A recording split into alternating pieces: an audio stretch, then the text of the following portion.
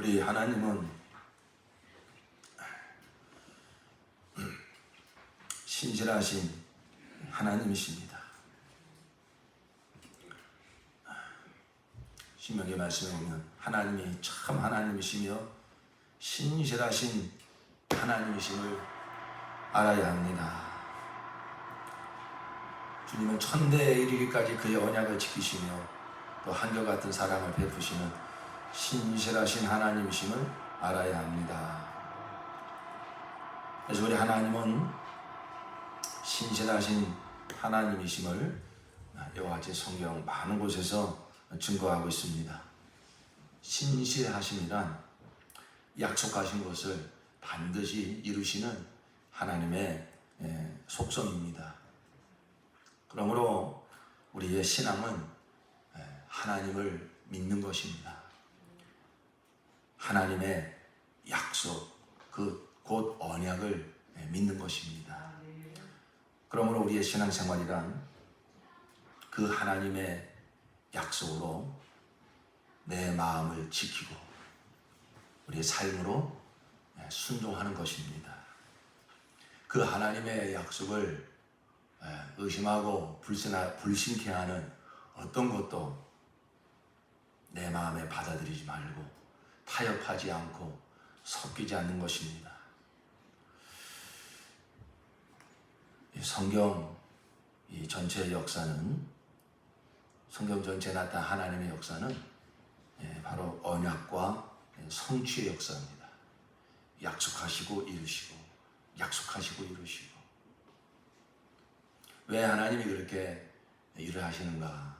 그것은 바로 우리 사람에게 하나님 자신과 하나님 자신이 그 하시는 일을 믿고 받아들이게 하려 하는 것입니다.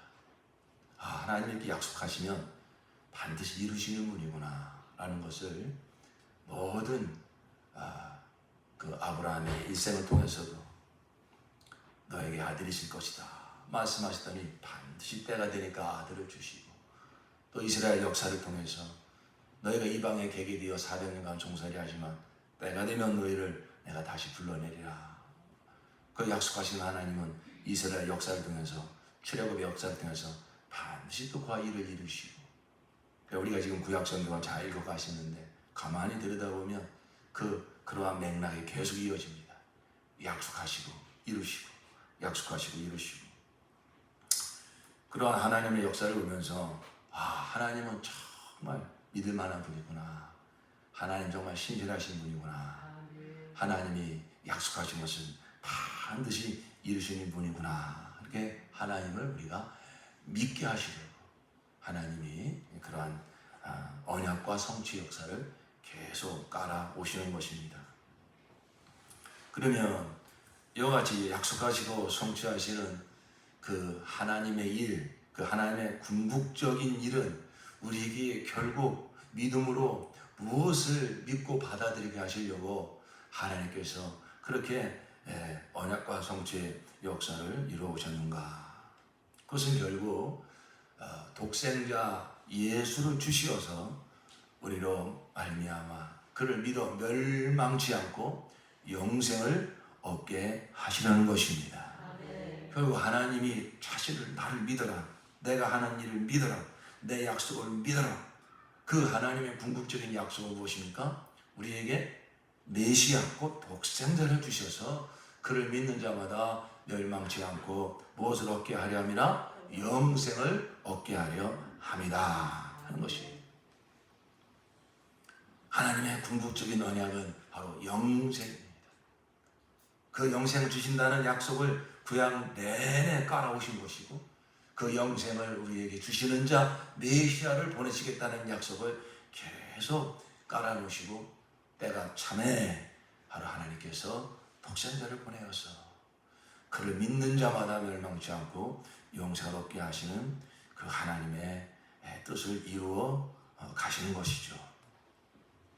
그래서 오늘 우리에게 주신 요한복음 6장 본문의 말씀에서도 하나님의 일이 뭡니까?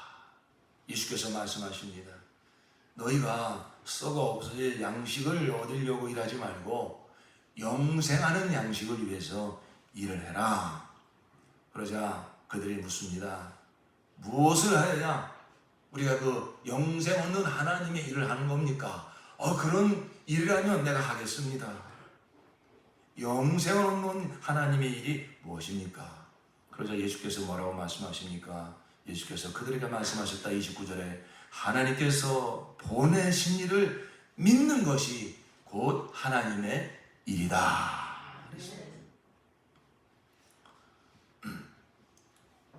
그러니까 하나님의 뜻, 하나님의 일은 뭐냐? 약속하시고 성취하시는 게 하나님의 일인데 결국 그 하나님의 일이란 건 뭐냐? 독생자 예수를 보내어서 그를 믿음으로 우리가 영생을 얻게 하시는 것. 이것이 바로 하나님의 일이다. 그러므로 예수는 하나님의 뜻, 하나님의 일을 하러 오신 분이죠. 그 일이 무엇이겠습니까? 영생을 주시는 일이죠. 그러므로 예수께서 이 세상에 오셔서 하시는 그 모든 궁극적인 말씀은 우리에게 영생을 주시는 말씀입니다. 그래서 요한복음 6장 그 밑에 63절에 보면 바로 우리에게 너에게 내가 너에게 이르는 말이 영이요 생명이라. 살리는 것은 영이니 육은 무익하니라. 내가 너에게 이르는 말이 영이요 생명이라. 예수는 바로 아버지의 하나님 아버지의 일을 하러 오신 분인데 하나님 아버지 일은 뭐냐? 바로 독생자 예수를 주셔서 그로 말미암아 영생을 얻게 하시는 분. 그러니까 예수께서 오셔서 당연히 그가 하시는 일은 뭐냐? 영생을 주시는 일. 영생을 주시는 일. 예. 그가 하시는 역사는 뭐냐? 영생을 얻게 하시는 역사. 그러므로 예수께서는 궁극적인 결정적인 순간에 항상 우리에게 영생의 말씀을 전합니다. 그러나 사람들은 알아듣지 못합니다. 사람들의 관심은 그저 육체에 있습니다. 세상에 있습니다. 먹고 배부르는 데 있습니다. 세상에 부귀영화를 얻는 데 있습니다. 그러나 하나님의 일은 무엇이냐? 영생을 주시는 거예요. 예수는 그 일을 하러 오셨어요. 그래서 그는 영생의 말씀을 결정적인 순간마다 합니다. 내 살을 받아 먹으라. 내 피를 받아 마셔라. 너희 조상들이 하늘로부터 오는 만나를 매일 먹었어도 결국은 죽지 않았느냐. 하나님이 너에게 정말 주시려고 하는 것은 영원히 사는 떡이요 영원히 사는 음료인데 내가 하늘로부터 내려온 산떡이요 하늘로부터 내려온 산음료라. 내 살을 먹고 내 피를 받아 마시라.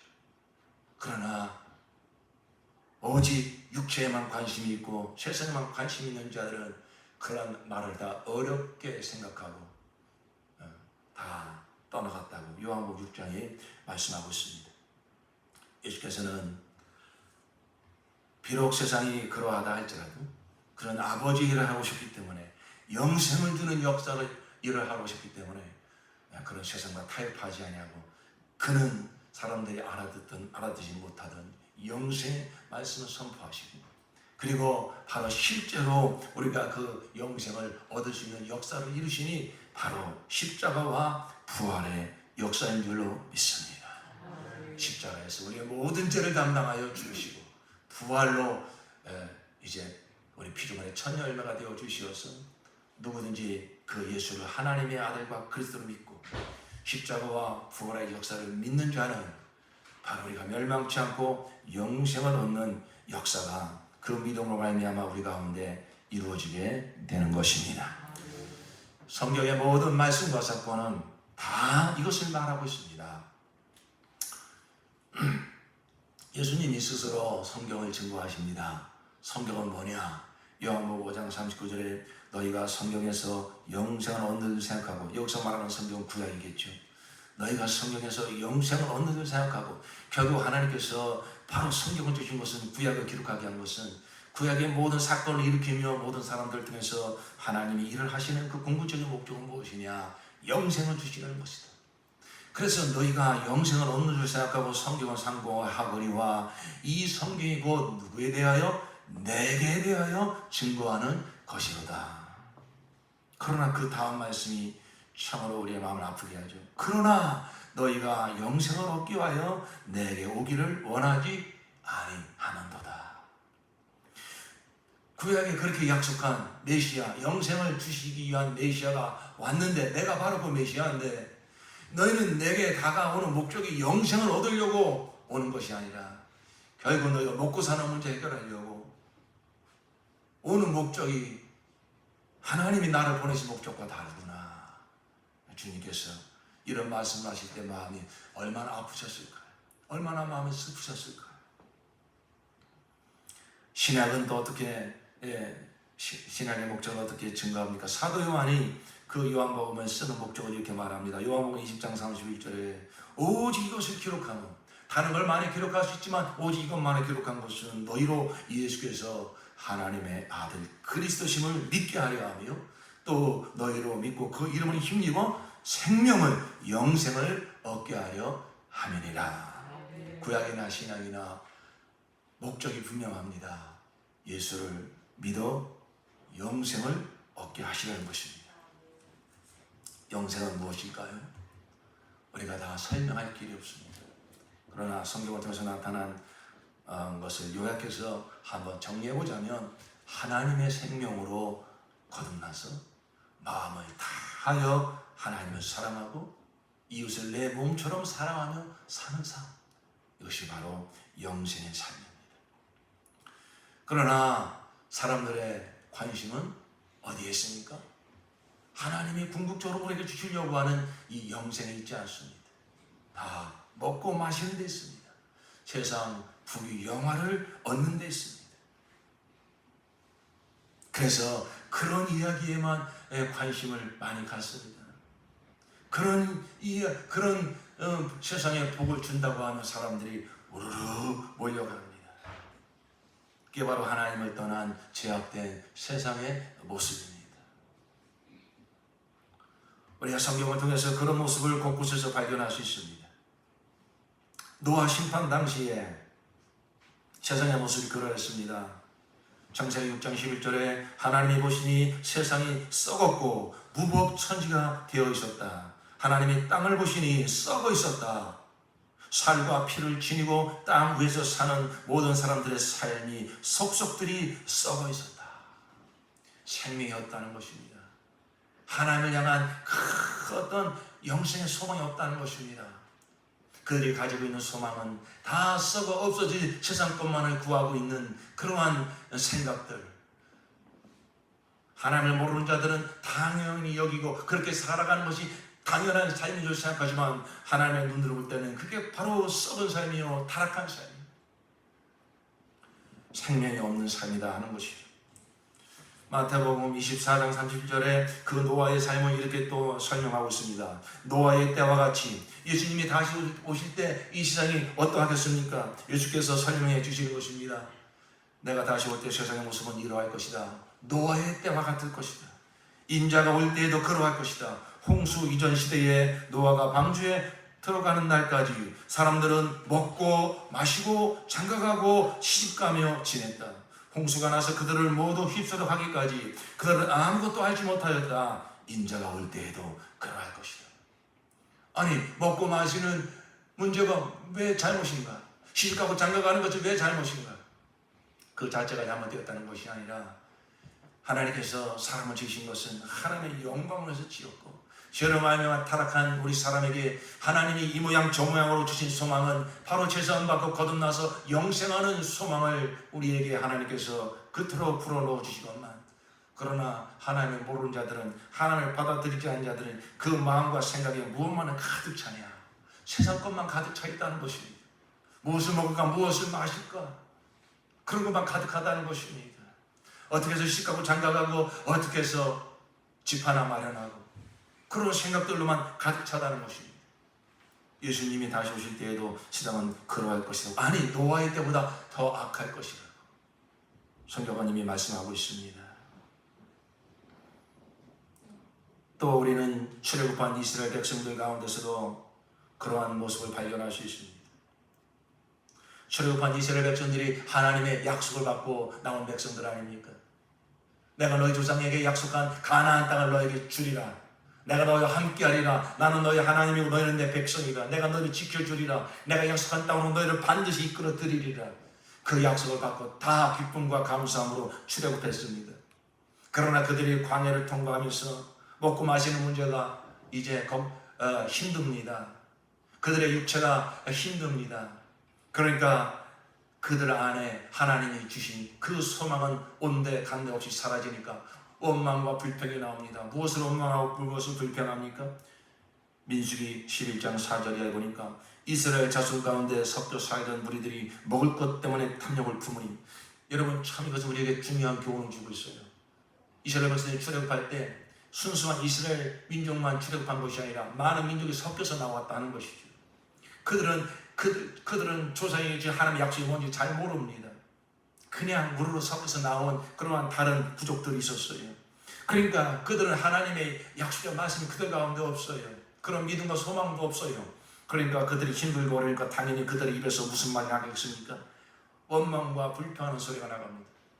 그런데 그러한 소리들을 하나님의 약속을 받은 이스라엘 민족들은 그런 것을 받아들이지 말고 오히려 더 하나님의 주신 약속과 소망으로 더 충만한 공동체를 만들어가야 되는데, 그런 원망과 불평을 받아들여서 함께 약속과 소망을 다 잃어버리고 원망하고 불평하는 그런 안타까운 모습을 우리가 보게 됩니다.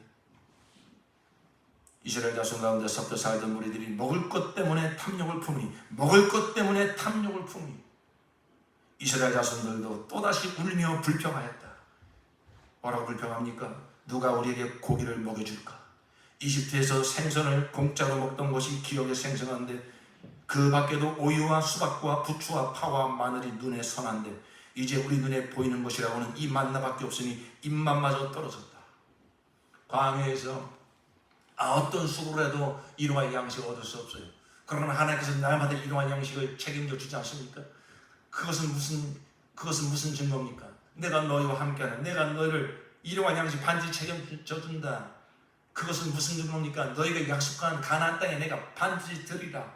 바로 그 증거로서 하나님께서 그러한 증거를 주는데도 그들이 가나안 땅을 향한 궁극적인 소망이 마음에 없으니까 그런 것에 대해서 원망하고 불평하고, 오히려 애굽에서, 이집트에서 비록 종의 신분이었지만 그들이 고기도 먹을 수 있었고 생선도 먹을 수 있었고 부추도 먹을 수 있고 마늘도 먹을 수 있었는데 오히려 그런 것을 먹지 못한다.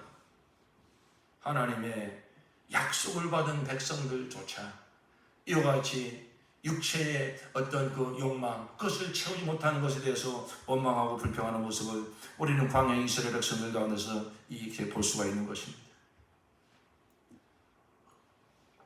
예수님이 오셨을 때도 마찬가지입니다. 그 유대 땅이 어떤 땅입니까? 하나님의 약속의 땅 아닙니까? 그 유대 민족들이 어떤 민족입니까? 하나님의 약속, 언약을 받은 민족 아닙니까? 바로 이 아브라함과 다윗의 자손 가운데서 메시아가 올 것이라고, 이 유대인의 후손으로 바로 메시아가 올 것이라고, 그런 약속을 받은 땅이요 약속을 받은 민족이지만은, 그러나 막상 바로 메시아 예수께서 오셨을 때에 그들의 마음 가운데는 바로 메시아가 오시면 그가 우리를 구원하시고 그가 우리에게 영생을 주실 것이라고 하는 그 소망으로 가득 차 있는 사람들은 거의 없었습니다.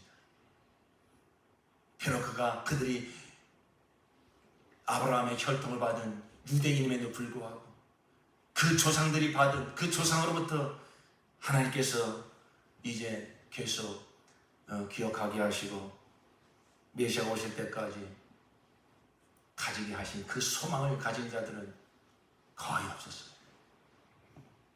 예수님께서 이런 말씀하십니다. 누가복음 16장 13절 이하에 한 종이 두 주인을 섬기지 못한다. 그가 한쪽을 미워하고 다른 쪽을 사랑하거나 한쪽을 떠받들고 다른 쪽을 업신여길 것이다. 너희는 하나님과 재물을 함께 섬길 수 없다. 돈을 좋아하는 바리새파 사람들이 이 모든 말씀을 듣고 나서 예수를 비웃었다. 여러분, 바리새인이 누굽니까? 바리새파 사람이 누굽니까? 오늘날로 얘기하면 신학자들이요, 오늘날로 얘기하면 목사님들 아닙니까? 그런데 예수께서 오셔서 그들 앞에 서서 하나님과 재물을 겸하여 섬길 수 없다. 너희의 마음에 오직 하나님의 나라만 임해야 된다. 하나님의 약속만 있어야 된다. 두 주인을 섬길 수 없다. 이와 같이 예수께서 말씀하시는데, 바리새파 사람들, 돈을 좋아하는 바리새파 사람들, 그들이 겉으로는 누구보다도 하나님을 잘 알고 하나님을 잘 믿는다고 하는 모양을 갖추고 있으나 그 마음에는 하나님이 없습니다. 하나님의 약속이 없습니다. 하나님의 언약이 없습니다. 오히려 그들 속에는 세상만 가득 차 있습니다. 돈만 가득 차 있습니다. 그러니까 그들이 예수의 말씀을 듣고 나서 어떻게 했다고요? 비웃었다는 것입니다.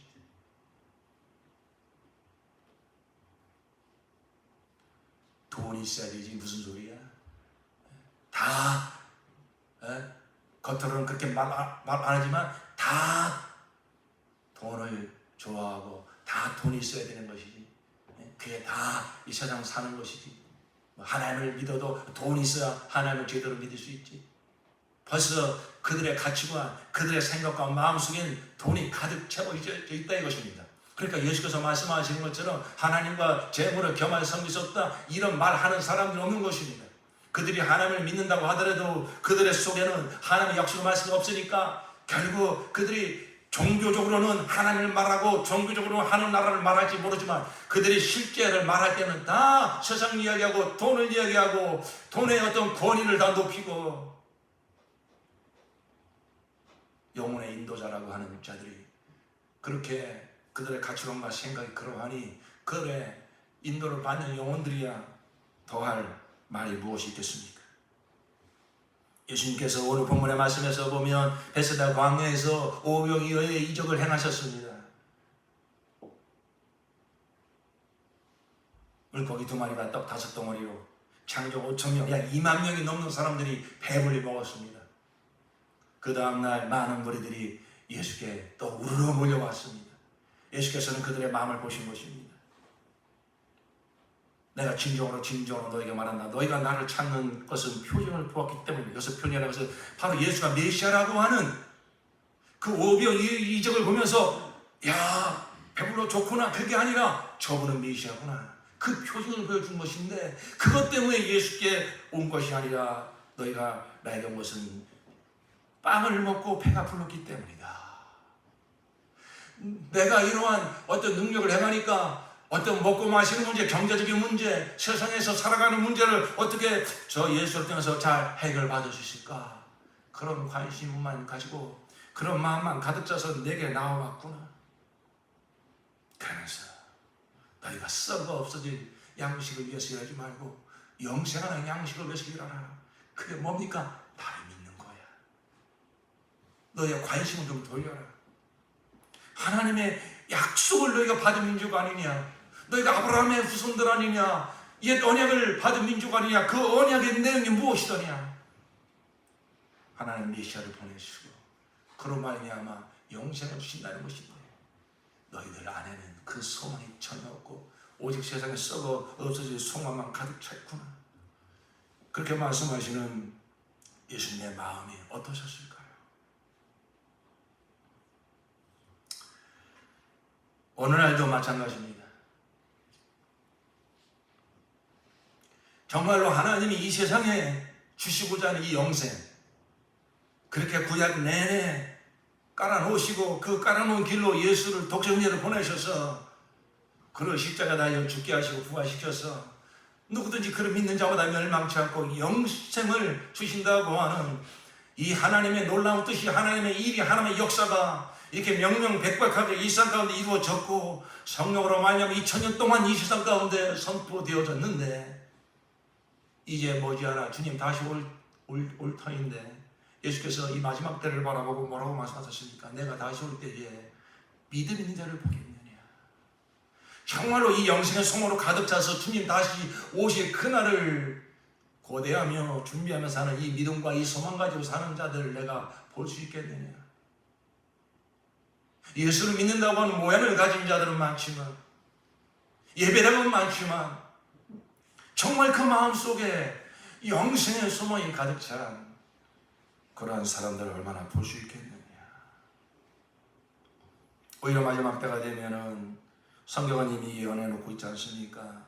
자기 귀를 즐겁게 하는 스승을 두고 그리로 많이 모여간다고 그랬습니다. 두렵고 떨리는 참 마음으로 오늘의 이 말씀을 준비하고 전합니다.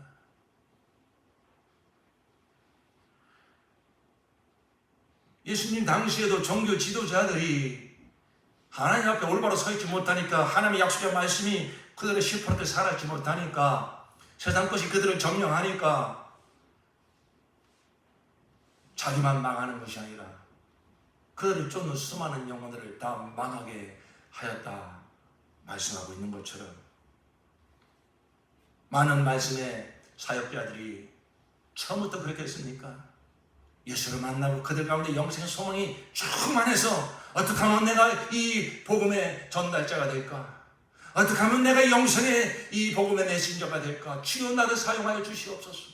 그래서 콜링을 받고, 그래서 또 공부를 하고, 그러한 충만한 마음과 사명감을 가지고 소명을 가지고 그 길을 분명히 걸었을 터인데, 왜 수많은 목회자들이, 수많은 설교자들이, 수많은 말씀 사역자들이 왜 이 소망을 잃어버렸을까? 여러분, 영생 소망이 있는가 없는가는 몇 마디 이야기 나누어 보면 압니다. 그들의 마음에 무엇이 차지하고 있는지, 무엇이 지배하고 있는지 몇 마디 나누어 보면 금방 드러납니다. 여러분, 그렇습니다. 이 영생의 복음에 목숨을 걸지 않으면 이렇게 먹고 마시는 문제가 보이는 세상의 부귀 영화가 얼마나 우리 안에 있는 소망을 빼앗아 가려고 역사하는지 모릅니다.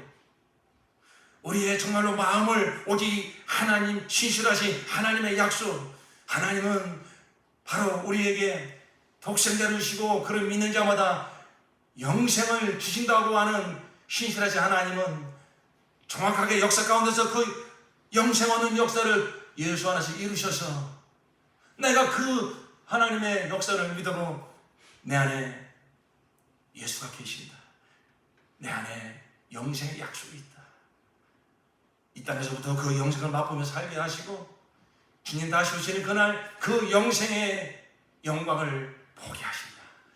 이 소망으로는 늘 차 있어서 이 소망을 흐리게 하고 타협하게 만드는 것들이, 보이는 것, 들리는 것들을 통해서, 육체의 감각을 통해서 내 안에 들어오려고 할 때마다 그것을 받아들이지 말고, 잠깐 내가 알지 못하게 받아들였다면 순간에 회개하고 그런 선택 것들을 유산시켜버리고 몰아내버리고, 내 심령을, 내 마음을 하나님의 약속의 말씀으로, 영생의 약속으로 굳건히 지키지 아니하면 하나씩 둘씩 받아들이다 보면 어느 순간에 내 안에 있는 이 영생의 소망은 흐려지게 되고, 그리고 어느 순간 자기도 모르게 복음의 영광이 떠나가 버리고 세상과 타협하고 있는 그러한 모습을 보게 되는 것입니다. 사랑하는 성도 여러분, 교회는 예수 생명으로 거듭나 영생을 소망하며 영생을 이 땅에서 누리며 살아가는 하나님의 자녀들의 모임인 것입니다. 그러므로 교회는 무엇으로 충만해야 될까? 영생의 소망으로 충만하여야 될 줄 믿습니다. 교회에 들어오면 세상 소망이 아닌, 먹고 마시는 그런 염려가 아닌,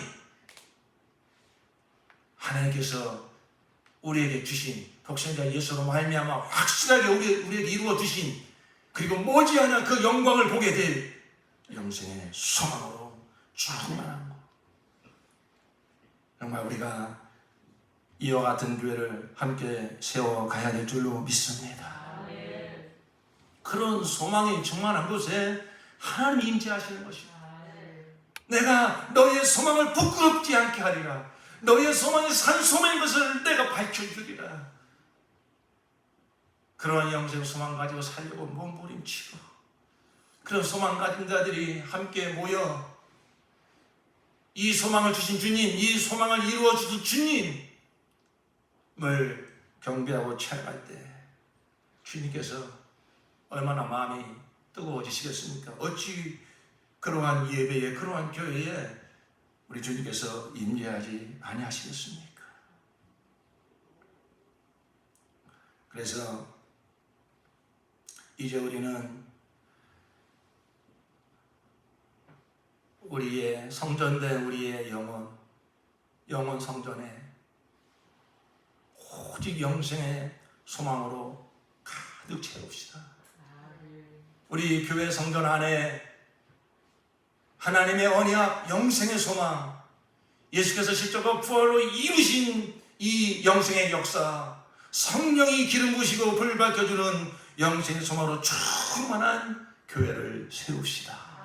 그러지 못한 것이 있다면 정말 우리가 분별하여 회개하고 다 우리의 마음에서, 우리 교회 안에서 그러한 것들이 다 떠나가게 해야 될 줄로 믿습니다.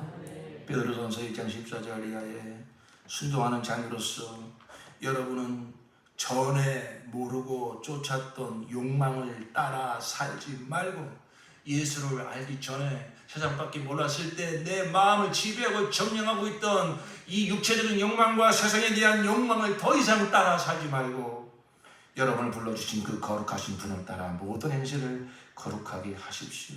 성경에 기록하기를 내가 거룩하니 너희도 거룩하여라. 무엇이 거룩일까요? 하나님으로 가득 채우는, 하나님의 약속의 말씀으로 가득 채워서 내 마음에 정말 그 약속을 주신 하나님을 사랑하고, 그리고 내게 주신 이웃을 사랑하며 세상 것을 받아들이지 말고 섞이지 말고 살아가는 것, 그게 거룩이죠. 그래서 고린도전서 3장 16절에 너희가 하나님의 성전인 것과 하나님의 성령이 너희 안에 거하시는 것을 알지 못하느뇨. 누구든지 하나님의 성전을 더럽히며 하나님이 그 사람을 멸하시리라. 하나님의 성전은 거룩하니 너희도 거룩하리라. 성전된 나 영혼의 성령께서 오셔서 무엇으로 우리의 심령을 감동해 주시겠습니까? 영생의 소망으로. 그러니까 세상 것들을, 썩어 없어질 것들을 자꾸 받아들여서 거기에 우리가 자꾸 지배받고 우리의 마음이 흔들리면 그게 바로 성전을 더럽히는 것이다 하는 것입니다. 예수님께서 마태복음 6장에 그러므로 무엇을 먹을까 무엇을 마실까 무엇을 입을까 하고 걱정하지 말아라. 이 모든 것은 모두 이방인 사람들이 구하는 것이요 너희의 하늘 아버지께서는 이 모든 것이 너에게 필요하다는 것을 아신다. 너희는 먼저 하나님의 나라와 하나님의 의를 구하여라. 그리하면 이 모든 것을 너에게 더하여 주실 것이다. 사랑하는 성도 여러분, 정말로 우리가 거룩한 하나님의 백성이 되었어요. 우리가 거룩한 삶을 살아가기 위해서는 우리의 마음에 하나님의 약속, 하나님의 언약이 늘 충만하게 살아 있어야만 우리가 세상을 이기고 구별된 삶을 살아가게 될 줄로 믿습니다. 그러면 일용할 양식 하나님이 책임져 주신다고 그랬어요. 여러분, 먹고 마시는 문제 걱정하지 마십시오. 하나님의 백성을 우리가 육체 있는 날 동안에 육체가 먹어야 된다는 걸 하나님이 아신다는 거예요. 그러니까 그런 걱정하지 말라는 거예요. 하나님께서 우리에게 원하시는 것은 하나님의 나라와 하나님의 의를 구하여라. 바로 너의 심령의 영생이 충만할 수 있도록, 그리고 그 이런 영생의 소망이 충만한 교회를 세우는 일에, 그리고 이 영생의 복음 가지고 영혼 구원하는 일에 너희가 우선 선을 가지고 힘쓰며 애쓰며 살아라.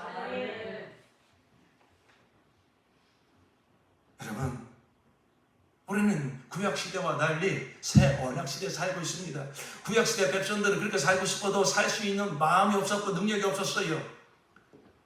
그러나 새 언약 백성이 된 저와 여러분은 우리가 그동안 말씀을 들었던 것처럼 우리의 마음을 새롭게 하시고 우리의 마음에 그 법을 새겨주시고 그렇게 살고 싶은 소원을 주시고 살 수 있는 능력을 주셔서 능히 그렇게 살아가게 하시는 것입니다. 그래서 빌립보서 2장 12절에 두렵고 떨림으로 자기의 구원을 이루어 나가십시오. 하나님이 여러분 안에 활동하셔서 여러분으로 하여금 하나님을 기쁘게 해드릴 것을 영원하게 하시고 실천하게 하시는 분이십니다. 우리 그런 소망도 주시고, 우리 안에는요 이미 영생의 씨앗이 들어있어요. 정말 우리가 마음을 돌이켜서 주님을 바라보고 주님을 구하게 되면 우리 영혼 깊은 곳에서 산 소망, 세상 소망과 전혀 다른 하늘 소망, 영생의 소망이 우리 심령 가운데서 올라오는 것입니다.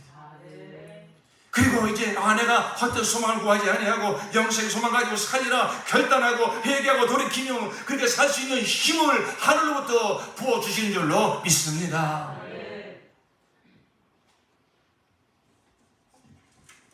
사랑하는 성도 여러분, 정말 오늘 우리가 교회 창립 37주년 기념주를 맞이하여서 또 우리가 아까 부른 찬양의 고백처럼 교회를 교회되게, 예배를 예배되게 해 주옵소서. 하나님의 영광의 나라가 이곳에 임재하여 주시옵소서. 열방을 구원하는 교회가 되게 하여 주시옵소서. 우리가 그와 같은 교회를 세워야 되지 않겠습니까? 지금까지도 하나님께서 은혜로 우리 교회를 인도해 주시어서 정말 이렇게 역사해 주셨는데, 이제 우리 마지막 때에 이 말씀을 살고 있는 저와 여러분이, 우리 교회가 이렇게 복음이 흐려지고 영생의 소망이 다 흐려지고 있는 이러한 이 세상 한복판에서 다시 한번 영생의 소망이 충만한 교회로 들고 일어나서 세상을 깨우고 교회를 깨우고 영혼을 구원하는 그러한 교회를 함께 세워 나갑시다. 그래서 먼저는 정말 하나님 앞에 무릎을 꿇고, 성도된 나 영혼에, 또 우리 교회 안에 영생의 소망이 아닌 것들이 들어와서 섞여 있는 것은 없는가? 알게 모르게 내 삶 가운데서 좀 타협하고 있는 것은 없는가? 내가 아직도 영생의 소망을 가진 자로서 세상을 다스리고 지배하고 정복하며 살아야 되는데, 세상에 썩 없어질 그러한 것들에 내가 기웃거리고 거기에 마음을 빼앗기고 지배당하고 있는 것은 없는가? 그런 것을 살펴서 그런 것들이 있다면 예수의 보혈을 힘입어서 회개함으로 세상에 썩 없어진 모든 헛된 소망들이 다 떠나가게 하시기를 예수로 축원합니다. 이러한 회개의 역사가 먼저 일어나야 됩니다. 2007년도에 저 상암 월드컵 경기장에서 1907년 평양 대부흥운동 100주년 기념 집회가 있었습니다. 제 기억으로는 그 이후로 이렇게 큰 집회는 우리나라에서 열려지지 못하고 있는 것 같습니다. 그때 그 설교자로 쓰신 속장하신 오카노 목사님께서 눈물로 설교하신 내용이 있습니다. 한국교회가 타락했습니다. 한국교회가 세상으로부터 지탄을 받고 있습니다. 요한계시록 3장에 나오는 4대 교회의 모습에 빗대어서 살았다는 이름만 가지고 있지만 실상은 죽은 자로다.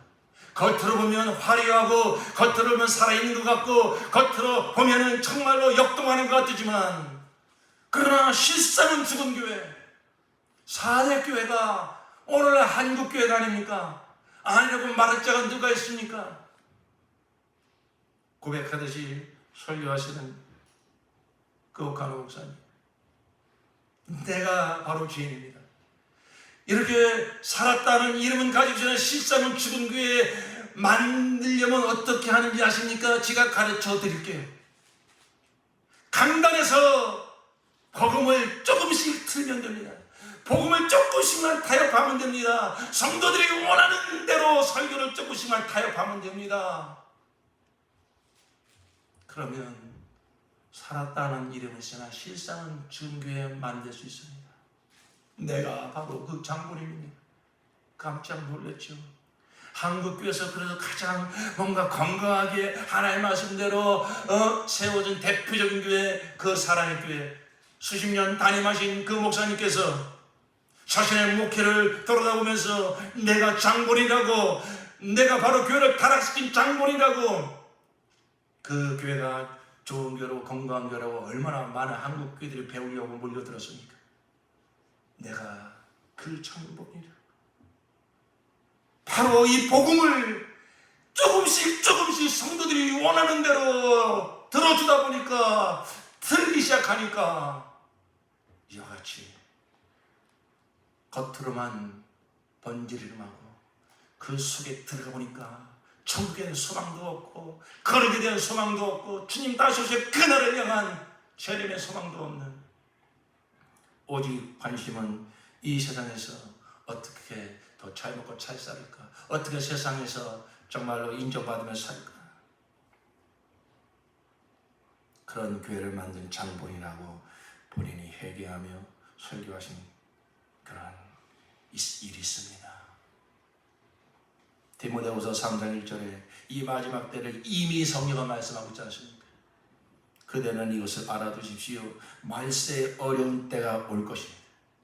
사람들은 자기를 사랑하며 돈을 사랑하며 뽐내며 교만하며 하나님을 모독하며 부모에게 순종하지 아니하며 감사할 줄 모르며 불경스러우며 무정하며 원한을 풀게 아니하며 비방하며 절제가 없으며 난폭하며 선을 좋아하지 아니하며 배신하며 무모하며 자만하며 하나님보다 쾌락을 더 사랑하며 겉으로는 경건하게 보이나 경건함의 능력은 부인할 것입니다. 그대는 이런 사람들을 멀리하십시오. 세상은 늘 그래왔지만 마지막 때가 되면 더욱 그러할 것이라는 것입니다. 4장 3절에 때가 이르면 사람들이 건전한 교훈을 받으려 하지 않고 귀를 즐겁게 하는 말을 들으려고 자기네 욕심에 맞추어 스승을 모아 드릴 것입니다. 그들은 진리를 듣지 않고 꾸민 이야기에 귀를 기울일 것입니다. 그러나 그들은 모든 일에 정신을 차려서 고난을 참으며 전도자의 일을 하며 그들의 직무를 완수하십시오. 빌립보서 3장 18절에 내가 여러분에게 여러 번 말하였고 지금도 눈물을 흘리면서 말하지만 그리스도의 십자가의 원수로 살아가는 사람이 많이 있습니다. 그들의 마지막은 멸망입니다. 그들은 배를 자기네의 하나님으로 삼고 자기네의 수치를 영광으로 삼고 땅의 것만을 생각합니다. 그러나 우리의 시민권은 하늘에 있습니다. 그것으로부터 우리는 구주로 오실 주 예수 그리스도를 기다리고 있습니다. 그분은 만물을 복종시킬 수 있는 권능으로 우리의 비천한 몸을 변화시키셔서 자기의 영광스러운 몸과 같은 모습이 되게 하실 것입니다. 여러분이 엊그제 읽은 여호수아 3장 14절에 이스라엘 백성들이 드디어 광야를 통과하여 요단강을 건너 가나안 땅으로 들어가는 장면을 읽으셨죠? 거기에 특이한 모습이 있습니다. 바로 제사장들이 언약궤를 메고 요단강을 밟으니 요단강이 갈라집니다. 그리고 이스라엘 백성들이 요단강을 다 건너 가나안 땅에 들어갈 때까지 언약궤를 메고 있는 제사장들은 주님의 언약궤를 맨 제사장들은 요단강 가운데에 마른 땅 위에 튼튼하게 서 있었다. 무엇을 가르쳐주는 말씀일까요? 하나님의 말씀이 하나님의 약속의 말씀이 든든하게 서 있어야만 벽이 되어주야만 피난처가 되어주야만 바로 거기에 세상의 물이 침입하여 들어오지 못한다는 것입니다. 그래야만 그 이스라엘 백성들이 그 가나안 땅으로 하나님이 약속하신 가나안 땅으로 들어갈 수 있었다는 것입니다.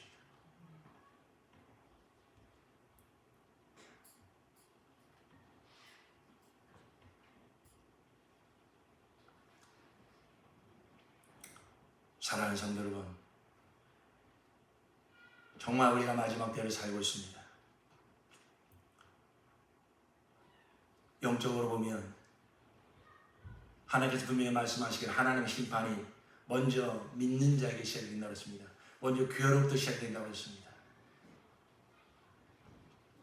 이 코로나를 한번 지나면서 영생의 소망이 조그마한 교회는 상관없이 넉넉하게 이겨가는 것입니다. 그러나 세상과 섞여 있는 세상의 소망과 하늘의 소망이 적당히 섞여 있는 그 무게 중심이 이미 세상 것으로 말은 그렇게 안 하지만 기울어 있는 교회들과 신령들은 우수수 다 떨어져 나가는 것입니다. 그러므로 예수께서 이미 마태복음 24장 6절 이하에 마지막 때에 대한 말씀을 다 주고 있지 않습니까? 너희는 여기저기서 전쟁이 일어난 소식과 전쟁이 일어난 날이라는 소문을 들을 것이다. 그러나 너희는 당황하지 않도록 주의하여라. 이런 일이 반드시 일어나야 된다. 그러나 아직 끝은 아니다. 민족이 민족을 거슬러 일어나고 나라가 나라를 거슬러 일어날 것이며 여기저기서 기근과 지진이 질 것이다. 여러분,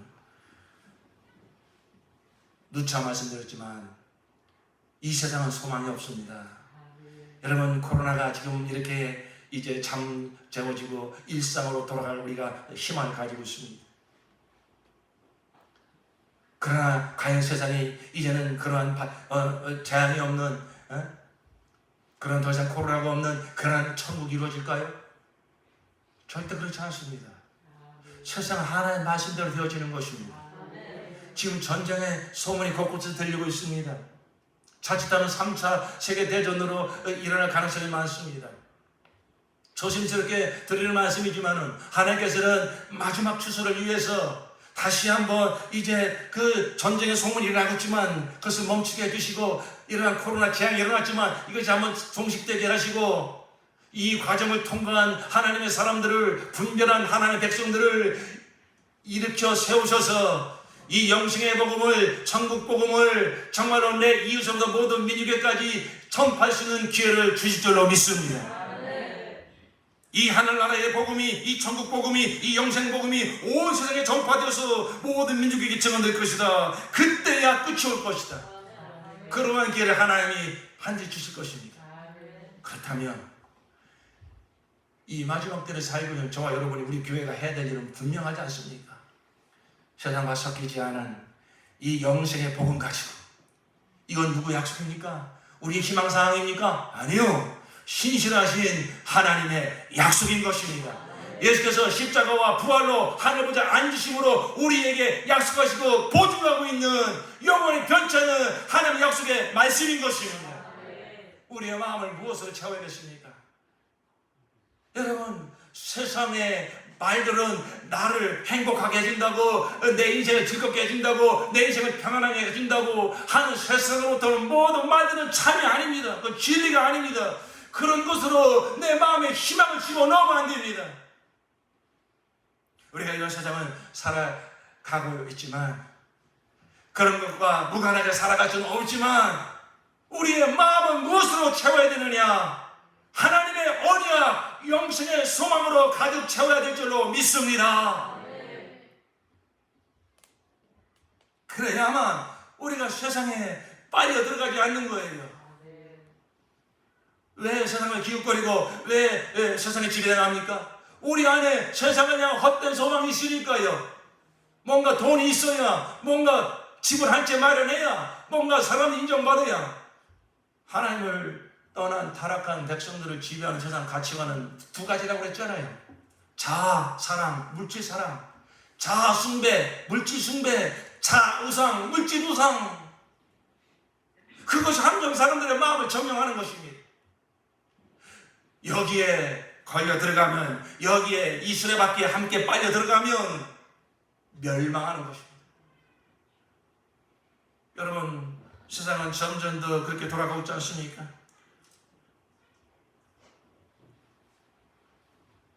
우리나라의 대통령이 새로 뽑혔습니다. 우리는 물론 세상의 권세도 존중하고 세상의 법도 존중해야 되지만은 결코 그러한 세상이 말하는, 세상 대통령이 말하는 거기에 마음을 빼앗기고 거기에 소망을 두면 안 됩니다. 세상 사람들이, 세상 임금들이 하는 얘기가 전부 다 뭡니까? 먹고 마시는 문제 해결해 준다는 거 아닙니까? 집 문제 해결해 준다는 거 아닙니까? 그게 무슨 소망입니까? 근데 많은 사람들은 거기에다 마음을 빼앗기고 뭔가 또 내게 좋은 삶이 올 것이냐. 여러분, 그것이 하나님의 약속이 아닙니다.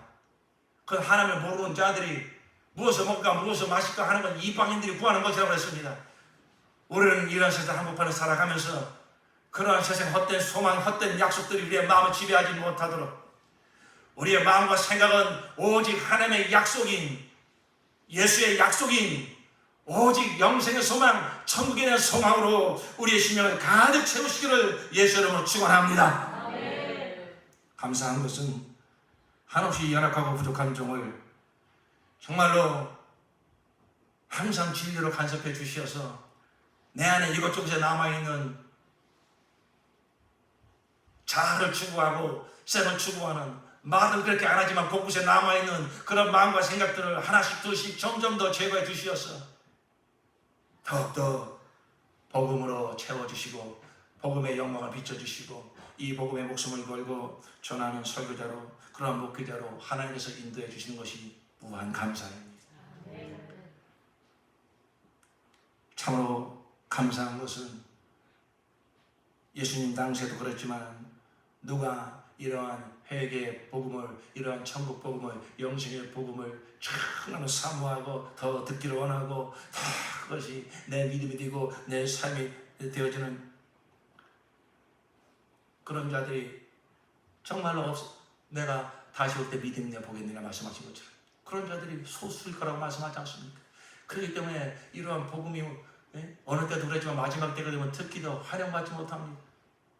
그게 무슨 설교냐고 알아듣기 어렵다고 다 떠나갑니다. 예수께서 너희도 나를 떠나가려느냐?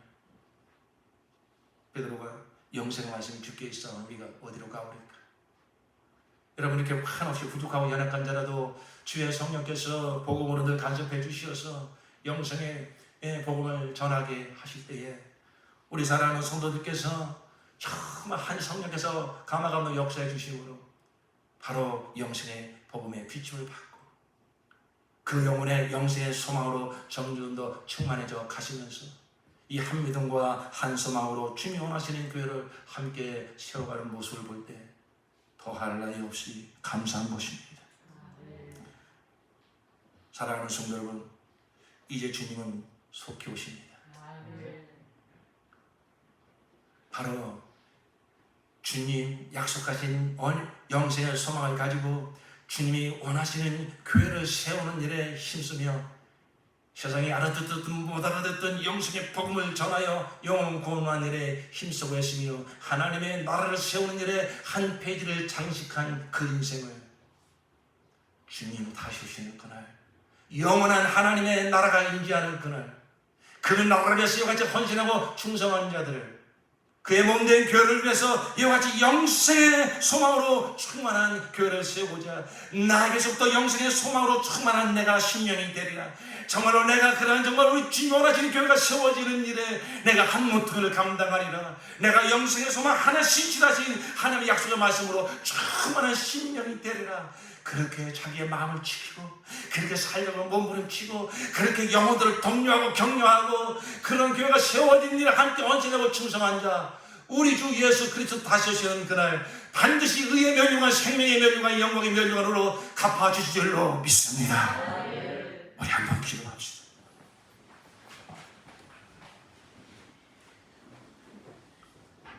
하나님이 당신의 이름을 걸고 당신의 명예를 걸고 아니 독생자까지 내어주시면서 우리에게 주신 이 영생의 소식, 영생의 복음, 십자가와 부활의 복음 맞습니다.